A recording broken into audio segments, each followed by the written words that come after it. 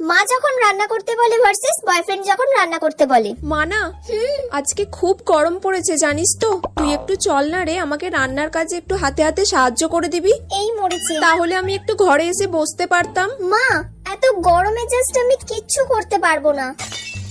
এত গরম পড়েছে, তুমি আমাকে বলছো রান্নাঘরে গিয়ে রান্না করতে? আরে কিচ্ছু করতে হবে না, তুই আমাকে শুধু একটু হাতে হাতে এগিয়ে দিবি। আমি ওইসব কিছু করতে পারছি না মা, এত গরমে তুমি যাও। ঠিক আছে, তুই বস। রাহুল ফোন করছে।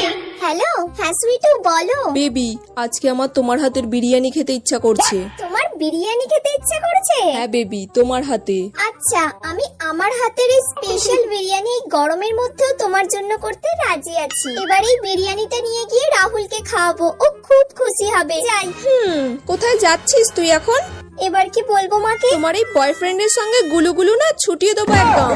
দূর ব্যাং, মা তো সব বুঝে গেছে।